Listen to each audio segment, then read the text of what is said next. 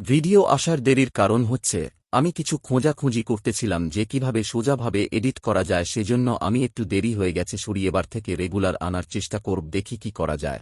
Football match শুরু হতেই পুরো মাঠ চিৎকার আর উত্তেজনায় ভরে যায়। সবাই নিজেদের দলকে উৎসাহ দিচ্ছিল, কিন্তু জিও খুব ভালো করেই জানত তাদের দলের সবচেয়ে বড় সুবিধা শুধু তাদের সংখ্যায়। তার হিসাব অনুযায়ী যদি তারা বারবার খোলা খেলোয়াড়ের কাছে পাস দিতে পারে তাহলে এখনো জেতার আশা আছে। এদিকে বল জো এর দিকে এগিয়ে আসে, কিন্তু পরের মুহূর্তেই ঠেন্ডেও এমন একটা মুভ করে যে সবাই অবাক হয়ে যায়। 1 সেকেন্ড আগে সে মাঠের এক কোনায় ছিল আর চোখের পলকে অন্য পাশে পৌঁছে যায়। তার গতি কোনো সাধারণ মানুষের মতো একদমই লাগছিল না। মুখে অহংকারী হাসি নিয়ে ঠ্যান্ডো বলে, চলো শুরুটা একটা ছোট্ট হ্যালো দিয়ে করি। এরপর সে এমন এক কিক মারে যে পুরো মাঠ কেঁপে ওঠে। বল গোলে ঢোকে না, কিন্তু কিকের শক্তি এতটাই ভয়ঙ্কর ছিল যে পুরো গোল পোস্ট ভেঙে পড়ে যায়। পুরো দর্শক সারি স্তব্ধ হয়ে যায়। ওদিকে জিওয়ের ভেতরেও রাগ জ্বলে ওঠে। কাথারও সঙ্গে সঙ্গে তাকে সতর্ক করে দেয়, তুমি যদি তোমার আসল শক্তি দেখাও তাহলে তোমার পরিচয় লুকিয়ে রাখা কঠিন হয়ে যাবে। কিন্তু এবার জিও কোনো কিছুরই পরোয়া করে না। সে শুধু ঠ্যান্ডের মুখের সেই অহংকারী হাসিটা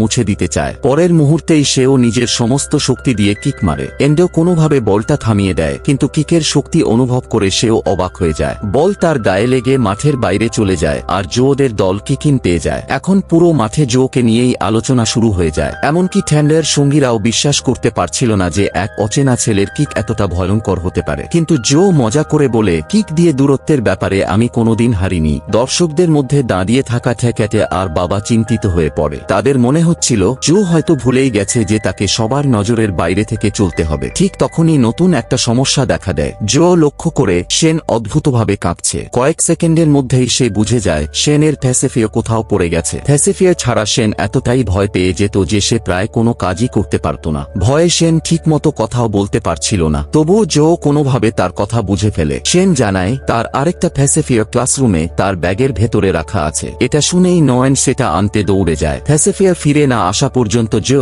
শেনকে বলে, তুমি শুধু গোলপোস্টের সামনে দাঁড়িয়ে থাকো, যাই হোক না কেন অন্তত প্রতিপক্ষের পথে তো বাধা হয়ে থাকবে। অন্যদিকে ঠ্যান্ডো অপেক্ষা করতে করতে বিরক্ত হয়ে যাচ্ছিল। তার মনে হচ্ছিল ম্যাচটা আবার শুরু হওয়া উচিত। এদিকে মেয়েরা ক্লাসরুম থেকে ফ্যাসেফিও নিয়ে ফিরে আসছিল। ফিরে আসার পথে তাদের শেনের সেই কথাটা মনে পড়ে যা সে একবার ইয়ামেকাকে বলেছিল। আসলে তার মা আর এই পৃথিবীতে নেই। আর ছোটবেলা শেনের কাছে সবচেয়ে প্রিয় স্মৃতিটা ছিল এই যে তার মা হাসি মুখে তাকে ফ্যাসেফিও দিতেন। তাই ফ্যাসেফিও তার কাছে শুধু একটা অভ্যাস ছিল না, বরং তার মায়ের শেষ স্মৃতি ছিল। কিন্তু যখন মেয়েরা মাঠে ফিরে আসে তখন তারা হতবাক হয়ে যায়। শেনের পুরো মুখ আঘাতে ভরে গিয়েছিল। প্রেসিডেন্ট জানান ফ্যাসেফিও ছাড়াও শেন একের পর এক গোলও বাঁচিয়ে যাচ্ছিল। এমনকি সে ঠ্যান্ডায়ের অনেক ভয়ঙ্কর শটও আটকে দিয়েছিল। নোয়েন বুঝতে পারে শেন সাহস দেখিয়ে নয়, বরং বাধ্য হয়ে বারবার নিজের মুখ দিয়ে বল থামাচ্ছিল। সে সঙ্গে সঙ্গে নিজের সমস্ত শক্তি দিয়ে ফ্যাসেফিওটা শেনের দিকে ছুড়ে দেয়। আর ঠিক সেই সময় ঠ্যান্ডো আরেকটা ভয়ঙ্কর শট নেয়। পুরো মাঠ নিঃশ্বাস আটকে সেই দৃশ্য দেখতে থাকে। কিন্তু শেন সবাইকে অবাক করে দিয়ে সেই শটটাও আটকে দেয়। তারপর ফ্যাসেফিওর মুখে লাগিয়ে শান্তভাবে বলে,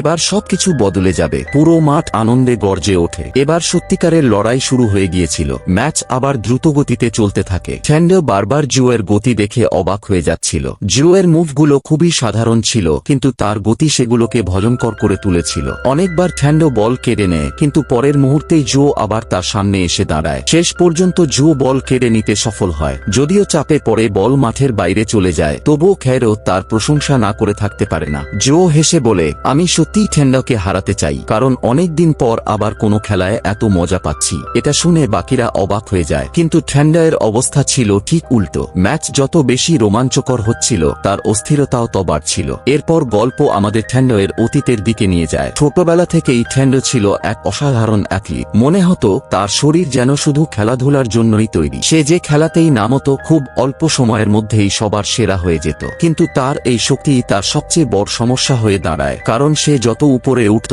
ততই একা হয়ে পড়ত। একবার তার এক সতীর্থ তাকে জিজ্ঞেস করেছিল, তুমি সবসময় জোয়ের দিকে এত নজর দাও কেন? তার মনে হয়েছিল হয়তো ঠ্যান্ডো অবশেষে এমন একজনকে পেয়েছে যে তাকে সমানভাবে টক্কর দিতে পারে। কিন্তু ঠ্যান্ডো সঙ্গে সঙ্গে সেই কথা অস্বীকার করে দেয়। সে স্পষ্টভাবে বলে, আমার কোনো প্রতিদ্বন্দ্বীর দরকার নেই। আসলে সে মানুষকে হারাতে ভালোবাসত। সুযোগ পেলে সে প্রতিপক্ষকে পুরোপুরি গুঁড়িয়ে দিতে চাইত। সে একসঙ্গে 3টি ভিন্ন খেলা খেলত, কারণ 3টিকেই সে ভালোবাসত। আর তার স্বপ্ন ছিল সে এতটাই অনন্য হয়ে উঠবে যে পৃথিবীতে কেউই তার তুলনা আর কারো সঙ্গে করতে পারবে না। প্রত্যেক মহান খেলোয়াড়ের তুলনা কোনো না কোনো পুরনো কিংবদন্তির সঙ্গে করা হয়, আর ঠিক এই বিষয়টাই সবচেয়ে বেশি কষ্ট দিত। তাই সে সিদ্ধান্ত নিয়েছিল সে এমন একজন খেলোয়াড় হবে যার দ্বিতীয় কোনো উদাহরণই থাকবে না। তার কথা শুনে রয় বুঝে গিয়েছিল ফ্যান্ডো ধীরে ধীরে এক বিপজ্জনক মানসিকতার মধ্যে আটকে যাচ্ছে। সে মুখে বলতো তার কোনো প্রতিদ্বন্দ্বীর দরকার নেই, কিন্তু সত্যি হলো একা শিখরে দাঁড়িয়ে থাকার হতাশা এখনো তার ভেতরে রয়ে গিয়েছিল।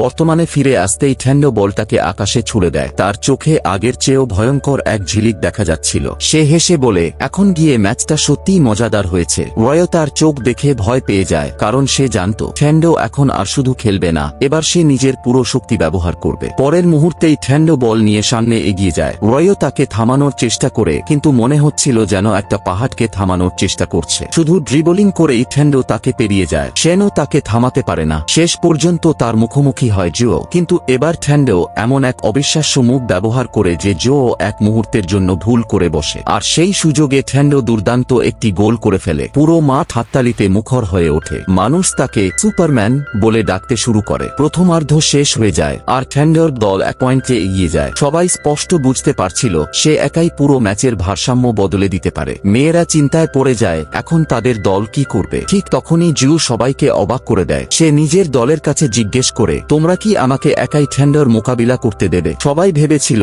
হয়তো তার কোনো বিশেষ পরিকল্পনা আছে, কিন্তু জিও শুধু একবার প্লিজ বলে, আর সবাই তার কথা মেনে নেয়। দ্বিতীয়ার্ধ শুরু হয়। এবার জিও সরাসরি ফ্যান্ডোর সামনে দাঁড়িয়ে যায়। ফ্যান্ডো এটাকে চ্যালেঞ্জ হিসেবে নেয়। সে ঘোষণা করে, এবার দ্বিতীয় গোল করে ম্যাচ শেষ করে দেব। কিন্তু হঠাৎ করেই সবকিছু বদলে যায়। ফ্যান্ডো যত রকম চালই চালুক না কেন, জিও তার প্রতিটি মুভ আগেই বুঝে ফেলছিল। রয়ও অবাক হয়ে যায়। সে জানত শুধু ভালো অ্যাথলেটিক ক্ষমতা দিয়ে ফ্যান্ডোর গতির সঙ্গে পাল্লা দেওয়া সম্ভব নয়। অন্যদিকে জোয়ের মুখে হাসি ফুটে ওঠে। অনেকদিন পর সে সত্যিই কোনো কিছু উপভোগ করছিল। তার মনে পুরনো স্মৃতিগুলো ভেসে ওঠে। ছোটবেলা থেকেই সে হারতে পছন্দ করত না। খেলাটা যত ছোটই হোক না কেন সে সব সময় পুরো মন দিয়ে খেলত। কিন্তু বড় হওয়ার সঙ্গে সঙ্গে তার জীবন বদলে যায়। তার কাজে শুধু ফলাফলই গুরুত্বপূর্ণ ছিল। খেলার আনন্দ অনেক আগেই হারিয়ে গিয়েছিল। ধীরে ধীরে তার সাফল্য বাড়তে থাকে, অভিজ্ঞতাও বাড়ে, কিন্তু তার জীবনের রং যেন ধীরে ধীরে ফিকে হয়ে যেতে থাকে। আর এত দীর্ঘ সময় পর এই ম্যাচ তাকে আবার সেই পুরনো উত্তেজনা অনুভব করাচ্ছিল। সে হেসে ফ্যান্ডোকে বলে, এই প্রথম আমার মনে হচ্ছে আমি আমার পুরো শক্তি আমার সমান একজন প্রতিপক্ষের বিরুদ্ধে ব্যবহার করছি। আর এই অনুভূতিটা সত্যিই অসাধারণ। জো তাকে ধন্যবাদ জানায়, কিন্তু এটা শুনে ফ্যান্ডো পুরো বিভ্রান্ত হয়ে যায়। তার সত্যিই মনে হতে থাকে জো যেন একজন বুড়ো মানুষের মতো কথা বলছে। তবুও সে স্বীকার করে এটাই আসল লড়াই। এরপর দুজনই পুরো গতিতে ছুটে যায়। মাঠে উপস্থিত প্রত্যেক মানুষ তাদের গতি দেখে অবাক হয়ে যায়। কয়েক মিনিট আগেও জো কষ্ট করে ফ্যান্ডোর পিছু নিতে পারছিল, কিন্তু এখন সে ফ্যান্ডোর প্রতিটি মুভের জবাব দিচ্ছিল। রয়ও কিছুতেই বুঝতে পারছিল না এটা কিভাবে সম্ভব হচ্ছে। ঠিক তখন সেন আসল কারণটা বলে। তার মতে জেও ইতিমধ্যেই ফ্যান্ডোর হৃদয় ধরে ফেলেছে। খেলা হোক বা জীবনমরণ লড়াই, মূল নিয়ম একই থাকে। প্রতিপক্ষ কখন এবং কিভাবে চাল দেবে সেটা বুঝে সঠিক সময়ে জবাব দেওয়া। আর জো ঠিক সেটাই করছিল। সে প্রতিবারই সঠিক সময়ে ফ্যান্ডোর সামনে পৌঁছে যাচ্ছিল। পুরো মাঠ আবার হাততালিতে গর্জে ওঠে। এখন সবাই পরিষ্কার বুঝতে পারছিল জো আর ফ্যান্ডো শুধু শক্তিতেই নয়, জেদ আর ইচ্ছাশক্তিতেও সমান। কিন্তু জো এর ভেতরে তখনও একটু রাগ রয়ে গিয়েছিল। সে ধীরে ধীরে ফ্যান্ডোয়ের ওপর চাপ সৃষ্টি করে বলে, তোমার হোম ইকোনমিক্স ক্লাবকে কখনোই অপমান করা উচিত ছিল না। ওরা তোমার জন্য ভালোবেসে রাইস বাও বানিয়েছিল। অন্তত তাদের একটা ধন্যবাদ তো বলা উচিত ছিল। এই কথার পর জো হঠাৎ সামনে এগিয়ে যায়। ফ্যান্ডো এক মুহূর্তের জন্য ভুল করে ফেলে, আর পরের সেকেন্ডেই বল সোজা জালে ঢুকে যায়। পুরো মাঠ কয়েক মুহূর্তের জন্য সম্পূর্ণ নীরব হয়ে যায়। তারপর হঠাৎ চারদিকে প্রচন্ড চিৎকার আর হাততালির শব্দে মাঠ মুখর হয়ে ওঠে। হোম টিম স্কোর সমান করে ফেলে, আর এই প্রথম ফ্যান্ডের মুখে স্পষ্ট রাগ দেখা যায়। ম্যাচ আবার শুরু হয়, কিন্তু হঠাৎ ফ্যান্ডো থেমে যায়। সবাই অবাক হয়ে যায়। সে গভীর শ্বাস নিয়ে শান্ত গলায় বলে, আমি আর খেলতে পারবো না। সে ম্যাচ ছেড়ে দেওয়ার ঘোষণা দেয়। পরে সে আসল কারণ জানায়। জোয়ের সঙ্গে ড্রিবলিং করার সময় তার পায়ে গুরুতর চোট লেগেছিল। সে যদি আরও খেলতো তাহলে ভবিষ্যতে তার খেলাধুলার জীবন ক্ষতিগ্রস্ত হতে পারত। তাই তাকে হার মেনে নিতে হয়। শেষ পর্যন্ত হোম টিমকে বিজয়ী ঘোষণা করা হয়। দর্শকেরা অসন্তুষ্ট হয়ে পড়ে, কিন্তু ফ্যান্ডো শান্তই থাকে। এদিকে ক্লাবের প্রেসিডেন্ট স্যারাসে মেডিকেল টেপ নিয়ে তার কাছে আসে। সে ফ্যান্ডোর পায়ে ব্যান্ডেজ বেঁধে বেঁধে দেয়। ঠ্যান্ডো অবাক হয়ে জিজ্ঞেস করে, আমি তো তোমাদের ক্লাবকে অপমান করেছিলাম, তারপরও তুমি আমাকে সাহায্য করছো কেন? সেওয়াসে উত্তর দেয়, মানুষকে সাহায্য করাই আমাদের ক্লাবের আসল আদর্শ, আর যে মানুষ বড় কোনো স্বপ্নের জন্য পরিশ্রম করে সে সম্মান পাওয়ার যোগ্য। এই কথা শুনে প্রথমবারের মতো ঠ্যান্ডো সত্যিই প্রভাবিত হয়। কিছুক্ষণ পরে সে পুরো ক্লাবের সামনে ক্ষমা চায়। সে স্বীকার করে তাদের বানানো রাইস বল সত্যিই খুব সুস্বাদু ছিল, আর জীবনে প্রথমবারের মতো মন থেকে সবাইকে ধন্যবাদ জানায়। এরপর জোয়ের নতুন সমস্যা শুরু হয়। ম্যাচ দেখতে আসা প্রায় সব স্পোর্টস ক্লাবই তাকে নিজেদের দলে নিতে চায়, কিন্তু জো শুধু শান্ত একটা স্কুল জীবন কাটাতে চেয়েছিল। ঠিক তখনই ঠ্যান্ডো আবার ক্লাবে ফিরে আসে। সবাই ভাবে হয়তো সে ক্লাবে যোগ দিতে এসেছে, কিন্তু পরের মুহূর্তেই সে সবাইকে অবাক করে দেয়। সে সোজা সেওয়াসের সামনে গিয়ে বলে, আমি তোমাকে ভালোবেসে ফেলেছি। পুরো ঘর স্তব্ধ হয়ে যায়, আর সেওয়াসের ভাই ওয়াই রাগে ফেটে পড়তেই পরিবেশ আরো বিশৃঙ্খল হয়ে ওঠে। পরে জিও আর ঠ্যান্ডো একান্তে কথা বলে। ঠ্যান্ডো স্পষ্টভাবে বলে, এখন অনেক দেরি হয়ে গেছে, তুমি ইতিমধ্যেই সবার থেকে আলাদা হয়ে উঠেছ। তুমি যতই লুকানোর চেষ্টা করো না কেন, একদিন সত্যিটা অবশ্যই সামনে আসবে। জিও মনে মনে জানলো ঠ্যান্ডো ঠিকই বলছে, কিন্তু সে তার শান্ত জীবন হারাতে চাইছিল না। কয়েকদিন পরে স্কুলে নতুন একটা খবর ছড়িয়ে পড়ে। সবাই জানতে পারে ম্যাচ চলাকালীন ঠ্যান্ডো আহত ছিল। মানুষ ধরে নেয় জো জিতেছে শুধু ঠ্যান্ডো এর চোটের কারণে। জো সঙ্গে সঙ্গেই বুঝে যায় এই গুজব কে ছড়িয়েছে। এটা ছিল ঠ্যান্ডো এর নিজের মতো করে তাকে ধন্যবাদ জানানোর উপায়। এবার সবার নজর জো এর ওপর থেকে সরে যায়। স্পোর্টস ক্লাবগুলিও আর তাকে বিরক্ত করা বন্ধ করে দেয়। জো যখন জিজ্ঞেস করে, তাহলে কি এর মানে তুমি তোমার টুর্নামেন্ট ছেড়ে দেবে, তখন ঠ্যান্ডো হেসে বলে, পরে সবাইকে বলে দেব আমি অলৌকিকভাবে সুস্থ হয়ে গেছি এবং দুর্দান্তভাবে ফিরে এসেছি। শেষ পর্যন্ত সবকিছু আবার স্বাভাবিক হয়ে যায়। জো এর আসল পরিচয়ও নিরাপদ থাকে, আর তার প্রিয় শান্ত স্কুল জীবনও আগের মতোই চলতে থাকে। এখানেই গল্পের সমাপ্তি। যদি আপনাদের এই গল্পটি ভালো লেগে থাকে তাহলে ভিডিওটি লাইক করুন, কমেন্টে অবশ্যই আপনার মতামত জানান, আর এমনই দারুণ অ্যানিমে এক্সপ্লেইন ভিডিও দেখতে চ্যানেলটি সাবস্ক্রাইব করতে একদমই ভুলবেন না।